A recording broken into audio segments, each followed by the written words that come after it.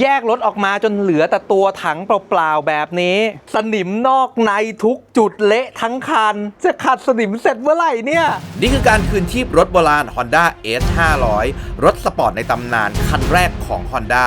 ผมไม่ใช่ช่างครับและนี่คือการทำงานกับรถโบราณครั้งแรกการทำรถโบราณด้วยตัวคนเดียวไม่ใช่เรื่องที่จะจบได้ง่ายๆผมตั้งเป้าของภารกิจนี้ไว้2 ปีและก่อนที่ฝนใหญ่จะมาเดือนมิถุนายนนี้ผมต้องกำจัดสนิมให้หมดรวมถึงพ่นอีพ็อกซี่รถทั้งคันให้เสร็จก่อนครับสวัสดีครับเพื่อนๆอยู่กับบูมในช่อง T3B และนี่ก็คือช่วง T3B DIY งานช่างที่อาจจะไม่ค่อยง่ายแต่ถ้าเราอยากจะทำก็ทำได้ครับและเพื่อนๆก็อยู่ในคลิปวิดีโอการคืนชีพรถโบราณ Honda S500 คันนี้ของผมในส่วนที่เป็นสนิมเยอะและทำงานยากที่สุดก็คือส่วนที่เป็นแชสซีครับผมทำการกำจัดสนิมแล้วก็เคลือบด้วยอีพ็อกซี่เสร็จเรียบร้อยแล้วฝากระโปรงหน้าฝากระโปรงท้ายรวมถึงประตูผมก็ถอดแยกกำจัดสนิมแล้วก็พ่นสีอีพ็อกซี่ไว้เช่นกันครับส่วนพวกอะไหล่อื่นๆที่เป็นช่วงล่างเนี่ยผมก็ค่อยๆทยอยลื้อนะหาอะไหล่เทียบไปนะครับแล้วก็เอาออกมาทำความสะอาดตอนทำเสร็จเนี่ยเดี๋ยวจะรวบรวมคลิปวิดีโอตอนทำช่วงล่างแยกไว้นะครับเอาจริงๆนะงานรถยนต์อ่ะมันเหมือนต้องทำแบบหลายๆส่วนพร้อมกัน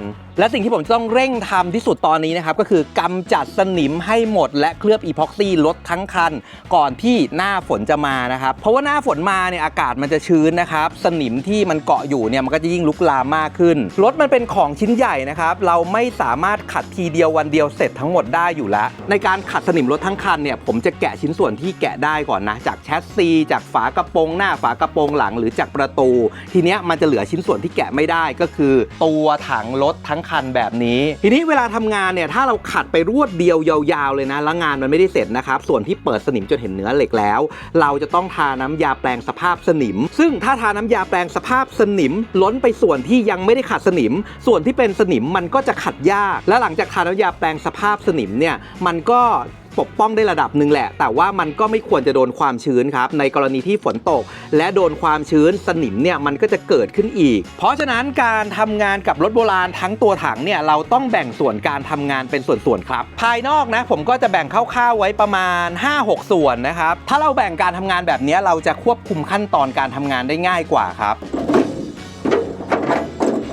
ทำรถโบราณนี่คือพวกอะไรเดิมๆนี่ต้องเก็บไว้ดีๆเลยนะหลังจากที่ลองวิธีการขัดสนิมบนพื้นผิวโลหะมาหลายๆวิธีนะต้องบอกว่าแต่ละวิธีมันเหมาะกับพื้นที่ที่แตกต่างกันเลยพ่นทรายน้ำพ่นทรายแห้งใช้ลูกขัดต่างๆใช้แปรงขัดหลายๆแบบเนี่ยครับในกล่องผมนะมีสารพัดตัวขัดลูกขัดมีทุกอย่างเลยนะเอามาลองหมดและผลสรุปที่ผมได้สำหรับการขัดพื้นผิวโลหะนะก็คือลูกขัดแบบถักเปียแบบนี้หน้าตาเป็นแบบนี้นะลูกขัดกระดาษทรายก็ใช้ได้นะไม่เร็วเท่านะครับหรือว่าแม้แต่ลูกขัดทองเหลืองลูกขัดทองเหลืองเนี่ยใส่กับสว่านดีครับแต่ใส่กับลูกหมูไม่ดีนะใส่กับลูกหมูแล้วใบแบบสั่นเป็นเจ้าเข้าเลยส่วนลูกขัดสลายที่หลายๆคนนิยมกันนะครับผมมีเห็นไหมมีเป็นลังเลยซื้อมาเป็นกล่องใหญ่ๆเลยอย่างที่ผมใช้อ่ะคือของซูโม่ก็ถือว่าใช้ดีตัวนี้เหมาะกับการขัดหลังจากที่เราขัดลูกขัดเปียแล้วนะครับจบงานด้วยลูกขัดสลายคือผิวจะสวยมาก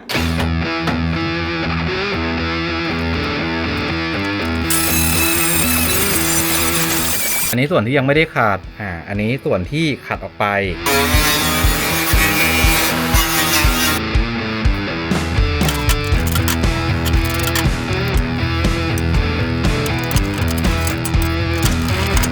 กุญแจฝาหลังนะครับแล้วก็ตรงนี้เป็นไฟส่องป้ายทะเบียนอย่างยังอยู่สภาพดีนะ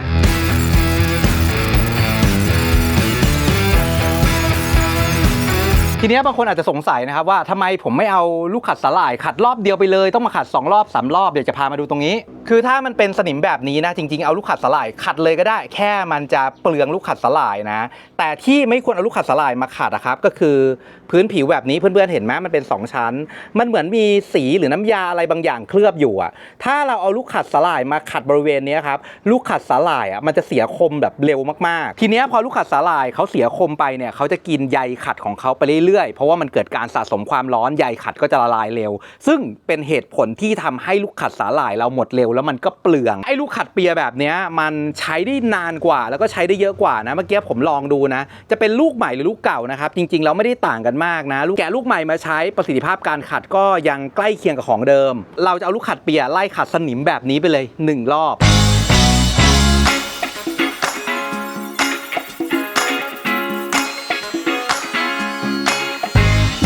ส่วนตามซอกเล็กๆเนี่ยผมจะใช้ลูกขัดทองเหลืองนะครับแล้วก็เปลี่ยนหัวหลายๆแบบลูกขัดเปียทรงจานแบบนี้จะเป็นขนาด4 นิ้วครึ่งนะครับเหมาะกับการขัดตามซอกตามร่องยาวๆสำหรับการขัดรอบสุดท้ายผมจะเอาสนิมออกให้ได้มากที่สุดโดยใช้ลูกขัดสาหร่ายครับเพื่อนๆจะเห็นนะครับว่ามีการขัดจุดเดิมซ้ำกันหลายครั้งบางคนอาจจะมองว่าขัดแบบนี้เสียเวลานะถ้าพ่นทรายแห้งงานจะเร็วกว่านี้มากแต่แน่นอนครับเราจำเป็นต้องมีปั๊มลมตัวใหญ่และการซื้อปั๊มลมตัวใหญ่ตัวเดียวเพื่อทำงานนี้สำหรับผมยังไม่คุ้มค่าครับการใช้ลูกขัดหลายแบบขัดในจุดเดิมซ้ำกันหลายรอบถึงจะเสียเวลาแต่มันประหยัดต้นทุนมากๆครับเพื่อนๆลองพิจารณาดูแล้วกันนะครับขอให้เรากำจัดสนิมให้ได้มากที่สุดปลายทางเหมือนกันครับเราจะใช้วิธีไหนก็ได้อย่างที่ผมบอกทุกคนนะครับว่าการขัดสนิมรถโบราณเนี่ยมันไม่ได้เป็นสิ่งที่เราจะทำเสร็จได้ภายในวันเดียวนะครับมันต้องใช้เวลาทำต่อเนื่องนะแล้วแต่ละชิ้นเนี่ยเวลาทำเสร็จแล้วเนี่ยขัดสนิมเสร็จขาวๆแบบนี้แล้วอ่ะเราปล่อยทิ้งไม่ได้เลยนะโดยเฉพาะช่วงที่ฝนเริ่มตกแบบนี้พอข้ามคืนปุ๊บนะครับเดี๋ยวพรุ่งนี้สนิมกลับมาเต็มเลยถ้าใครมีแอลกอฮอล์หรือว่ามีทินเนอร์นะครับเอาทินเนอร์มาเช็ดเลยเนาะพอดีผมยังไม่ได้ซื้อนะไม่มีก็ปัดฝุ่นให้ได้มากที่สุดแล้วเดี๋ยวเราจะทาเคลือบเก็บเฉพาะส่วนที่เราขัดขาวๆเนี้ยด้วยน้ำยาแปลงสภาพสนิมตัวนี้ผมใช้ของ TOA แต่ถ้าเกิดใครจะใช้ตัวที่ถูกกว่านี้ก็น่าจะได้บางคนบอกว่าทำเสร็จแล้วให้พ่นอีพ็อกซี่กบไปเลยได้เหมือนกันไม่เกิดสนิมใช่แน่นอนครับแล้วผมก็ใช้อีพ็อกซี่จบงานตอนสุดท้ายด้วยแต่เหตุผลที่ผมยังไม่ได้พ่นอีพ็อกซี่เนาะอย่างแรกคือผมไม่มั่นใจในการกำจัดสนิมของตัวเองนะครับผมยังเห็นแบบสนิมเล็กๆน้อยๆอยู่เลยซึ่งบางทีมันอยู่ในซอกเราเอาออกไม่ได้จริงๆนะมันเกินกว่าความสามารถเราจริงๆที่จะเข้าไปเอาสนิมออกอันนี้ดีนะเพราะว่าน้ำยาแปลงสภาพสนิมเขาถูกออกแบบมาให้มีประสิทธิภาพดีเมื่อเจอสนิมเวลาเจอสนิมน้ำยาเขาจะทำปฏิกิริยากับสนิมนะทำให้เกิดฟิล์มบางๆจากทำลายเนี่ยมันก็จะกลายเป็นปกป้องครับแต่ไม่ใช่ว่าแบบสนิมเขอะแดงๆแบบนี้แล้วไปทานะถามว่าทาได้ไหมจริงๆมันทาได้ครับแต่ว่าน้ำยาแปลงสภาพสนิมมันจะซึมลงไปไม่ถึงตัวเนื้อเหล็กมันจะทำให้สนิมลอกล่อนออกมาแล้วทีนี้มันก็จะกลายเป็นฟิล์มดำๆล่อนออกมานั่นเป็นเหตุผลนะครับที่เราจะต้องขัดสนิมประมาณนึงก่อนเพื่อนๆจะเห็นนะครับว่าผมเคลือบน้ำยาในเฉพาะส่วนที่ผมขัดสนิมแล้วเท่านั้นนะผมก็ค่อยๆทยอยทำแบบนี้นะวันละนิดวันละหน่อยนะเดี๋ยวไปดูนะว่าเมื่อคืนที่เราทำไว้เป็นไงมั่งเมื่อคืนอาจจะดูไม่ชัดนะครับเช้านี้มาดูชัดๆนะครับว่าเมื่อคืนที่เราทำไว้นะเราก็ได้ท้ายไปเกือบหมดละเพื่อนๆดูนะครับส่วนที่ทาน้ำยาแปลงสภาพสนิมมันก็จะกลายเป็นเนื้อดำๆแบบนี้นะแต่ส่วนที่เมื่อวานขัดไว้เหมือนกันแต่ว่าไม่ได้ทาน้ำยานะครับเห็นไหมผ่านไปคืนเดียวเท่านั้นเองมันจะขึ้นสนิมแบบนี้ขึ้นมาเนาะแต่วันนี้เดี๋ยวผมจะเอาลูกขัดสาหร่ายไล่ขัดสิ่งหนึ่งที่ผมได้บทเรียนมาจากการทำประตูรถโบราณคราวที่แล้วนะรถโบราณถ้าอะไรแกะไม่ได้อย่าทะลึ่งไปแกะมันครับคืออย่างอันนี้ผมพยายามถอดน็อตด้านล่างแล้วครับจนจริงๆถอดไปจนน็อตมันขาดเลยนะซึ่งผมจะไม่พยายามที่จะแกะมันออกมาให้ได้แล้วนะครับเพราะว่าถ้าแกะไปแล้วเกิดมันเสียหายหรือว่ามันหักขึ้นมาเนี่ยก็หาอะไรไม่ได้ครับเพื่อนๆครับวันนี้ผมมีของเล่นใหม่มาลองอีกแล้วคือไปดูคลิปฝรั่งนะเวลาเขาทำรถโบราณเห็นเขาใช้กันก็คือเครื่องขัดสายพานอันเล็กนี่แบบนี้แต่ว่าของผมสั่งถูกๆมาจากในพวก Shopee Lazada นะเอามาต่อกับเครื่องเจียร์แบบนี้นะครับเนี่ยข้อดีก็คือไอ้พวกซอกเล็กๆแบบเนี้ยมันจะเข้าง่ายกว่าพวกเครื่องเจียร์ครับ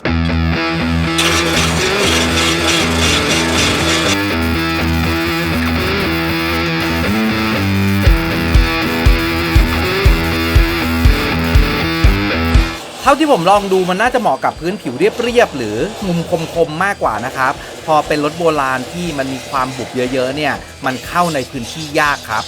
แต่ถ้าหน้าสัมผัสของกระดาษทรายโดนตรงไหนจริงๆเนี่ยสามารถขัดออกได้ง่ายพอสมควรครับมันจะมีซอกบางส่วนที่ผมใช้ลูกขัดต่างๆเข้าไปไม่ถึงตัวนี้ก็พอช่วยได้อยู่ครับอย่างที่บอกครับต้องสลับใช้หลายๆอุปกรณ์จริงๆเท่าที่ลองดูนะครับก็เหมือนจะดีนะบางมุมบางองศานะครับแต่บางมุมมันก็ต้องใช้ลูกขัดนะครับบางมุมมันก็อาจจะต้องใช้แปรงทองเหลืองเหมือนเดิมนั่นแหละวันนี้เราก็ยังทำการขัดสนิมเป็นขั้นตอนเดิมครับคือจะบอกว่าทำทุกอย่างซ้ำกันเหมือนเดิมเลยครับแค่สลับซ้ายกับขวา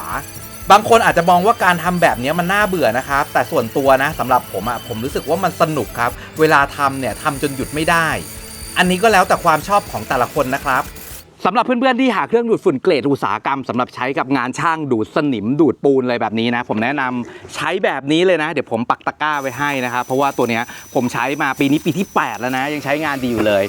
ไม่ใช่แบบไร้สายนะครับเป็นแบบเสียบปลั๊กแต่แรงดูดคือแบบแรงมากแล้วก็อายุการใช้งานแบบทนจริงๆที่พื้นน่ะมันเป็นยางแดมที่เราลอกออกไว้ตั้งแต่อีพิโซดที่2นะเดี๋ยวเรามาเคลียร์กันต่อนะครับส่วนตรงด้านข้างตรงนี้มันเหมือนเป็นสีระเบิดหรืออาจจะเป็นฟินโค้ดยางที่เขาพ่นกันสนิมมานะครับปัญหาคือเราใช้ลูกขัดผมลองใช้ลูกขัดหลายแบบเลยนะลูกขัดสาหร่ายอย่าไปใช้เลยนะลูกขัดพังเลยลูกขัดถักเปียขัดออกเหมือนกันแต่แบบใช้เวลาเยอะมากๆนะเนี่ยอันนี้คือผลงานของลูกขัดถักเปียซึ่งก็ขัดได้ดีนะครับแต่ว่าถ้าเอาขัดเร็วขัดง่ายเลยนะนี่ลูกขัดกระดาษทรายลูกขัดกระดาษทรายขัดออกง่ายมากแต่เบาๆมือหน่อยนะเดี๋ยวไม่งั้นจะกินเนื้อเหล็ก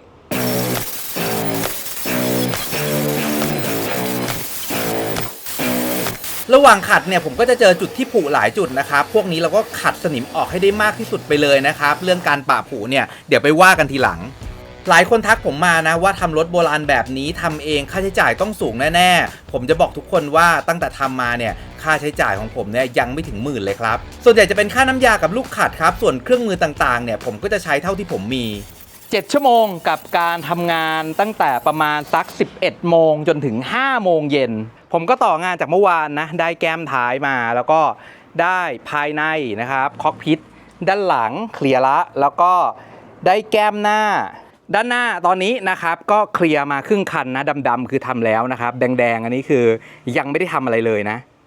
นี่ขนาดทำเองคนเดียวนะ7 ชั่วโมงก็ได้ประมาณนี้นะครับไม่รู้อู่เขาเอาเวลาไปทำอะไรนะ10 ปีทำไมยังไม่เสร็จวะโอ้ยปวดหัวปวดใจปวดตัวด้วยเนี่ยเมื่อวานทำเมื่อยทั้งวันนะครับเมื่อคืนดันฝนตกโอ้ยวันนี้พายุฤดูร้อนมาฝนตกผ้าใบเก็บน้ำไว้ด้วยเนี่ยยังไม่โดนฝนนะครับก็สนิมไม่มีอันนี้ผมเอาผ้าใบปิดไว้แปลว่าส่วนที่ทำไปแล้วเมื่อวานนะครับเมื่อคืนฝนสาดนิดหน่อยโดนความชื้นนะยังไงก็ตามน้ำยาแปรงสภาพสนิมเนี่ยมันอยู่ไม่ได้นานนะครับเดี๋ยววันนี้เรารีบทำสีอีพ็อกซี่ส่วนที่เราขัดสนิมไปแล้วกันเลยดีกว่าวันนี้ก็ก้ำกึ่งนะไม่ค่อยเหมาะทำสีเท่าไหร่เพราะว่าอากาศมันก็ชื้นๆแต่ดูจากท้องฟ้าเดี๋ยวแดดน่าจะมาครับน่าจะพอได้อยู่มีคนถามว่าเดี๋ยวรอบนี้ผมทำรถจะใช้สีสเปรย์อย่างเดียวเลยเหรอใช่ครับนี่ฮะ มาเป็นกองทัพเลยครับใช้สีสเปรย์อย่างเดียวจริงๆ Monkey ครับ 2K 2C Epoxy ระหว่างรอสีผสมกันเดี๋ยวเราไปทำความสะอาดผิวก่อนพ่นกันดีกว่าครับการทำความสะอาดพื้นผิวก่อนพ่นสีเนี่ยเพื่อนๆจะใช้ผ้าเหนียวหรือน้ำยาเช็ดคราบก็ได้นะครับหลักๆคือเช็ดฝุ่นคราบมันแล้วก็พวกรอยนิ้วมือของเราออกให้หมดครับเหมือนเดิมนะครับสี Epoxy รอบแรกพ่นห่างจากตัวถังสักประมาณ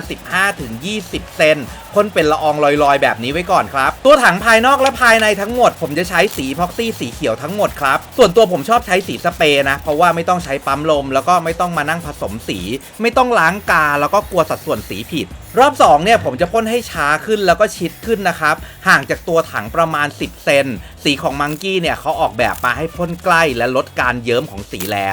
วสีสเปรย์มีข้อเสียไหมมีเหมือนกันครับถ้าเราคิดราคาต่อตารางเมตรจริงๆแล้วคิดเฉพาะเนื้อสีเนี่ยการพ่นสีสเปรย์เนี่ยแพงกว่าสีผสมเองหรือสีแบบกาพ่นเยอะมากครับแล้วสำหรับคนที่เคยพ่นสีกามาหรือพ่นสีจากปั๊มลมเนี่ยจะรู้เลยครับว่าสีสเปรย์เนี่ยม่านแคบกว่าทำให้เวลาเราลากสีสเปรย์จะเสียเวลาเยอะกว่าครับเราต้องต่อลายสีดีๆแต่ถ้าเกิดเพื่อนๆไม่มีประสบการณ์การพ่นสีจากปั๊มลมหรือจากการพ่นสีสเปรย์ง่ายกว่าเยอะมากครับเดี๋ยวตรงนี้นะครับถ้าผ่านสัก6 ชั่วโมงไปได้ถ้าฝนไม่ตกซึ่งก็ไม่น่าจะตกนะตรงนี้ก็จะโอเคละสามารถป้องกันสนิมได้รอดครับสรุปวันนี้เมื่อกี้พ่นตอนเช้านะตอนนี้ช่วงบ่ายสีแห้งเอามือลูบได้ละอย่างนี้คือฝนตกผมก็ไม่กลัวละวันนี้ก็เสร็จเรียบร้อยนะครับกับการเคลือบสีอีพ็อกซี่รถภายนอกหนีฝนสำหรับการขัดสนิมแล้วก็ทำสีอีพ็อกซี่รองพื้นให้ตัวถังเพื่อป้องกันความชื้นนะครับก็ทำเสร็จไปแล้วนะแต่เนี่ยแค่ส่วนข้างบนครับรถยังมีส่วนที่ขัดสนิมยากอย่างใต้ซุ้มล้อแล้วก็ใต้ท้องรถด้วยเดี๋ยวคลิปวิดีโอหน้าเราจะมาจัดการในส่วนนี้กันครับทั้งใต้ท้องรถแล้วก็สนิมในซุ้มล้อนี่คืองานที่โหดหินและเลอะที่สุดตั้งแต่ทำโปรเจกต์นี้มาและมีส่วนที่ผุเกินเยียวยาจนเราต้องตัดทิ้งรอติดตามชมในคลิปวิดีโอหน้านะครับจริงๆวิธีการทำสีรถหรือว่าการคืนชีพรถเนี่ยมันมีหลายวิธีแล้วก็หลายสเต็ปนะครับอาจจะไม่ได้มีวิธีไหนที่แบบดีที่สุดนะมันอยู่ที่ว่าเจ้าของรถต้องการอะไรจากการทำรถ การที่เราไปจ้างพี่ๆช่างทำงานนะครับแน่นอนนะเราคาดหวังกับสิ่งที่ดีที่สุดแต่ถ้ามันอยู่ในมือเราแล้วเราทำเองก็เลือกตามความต้องการของเราแล้วก็วิธีที่เราถนัดได้เลยอุปกรณ์ที่ผมใช้จะเป็นอุปกรณ์ที่คนธรรมดาอย่างเราสามารถหาซื้อมาใช้ได้แล้วอย่างที่เพื่อนๆเห็นในคลิปวิดีโอนะครับไม่มีลูกขัดตัวไหนที่มันดีที่สุดใช้ตัวเดียวจบหรอกดังนั้นการที่เราใช้อุปกรณ์หลายแบบใช้ลูกขัดหลายแบบก็จะช่วยเพื่อนๆประหยัดงบประมาณในระยะยาวได้ครับและถ้าเพื่อนๆชอบคลิปวิดีโอ DIY แบบนี้อย่าลืมกดติดตามกดกระดิ่งเป็นกำลังใจให้ผมพาผมไปยอด1 ล้าน Subscribe อย่าลืมติดตามใน TikTok Line Official Facebook Fanpage รวมถึง Lemon 8ด้วยนะครับรถโบราณคันนี้โปรเจกต์ยาวๆ2 ปีและยังทำกันต่อไปวันนี้ไปก่อนครับบ๊ายบาย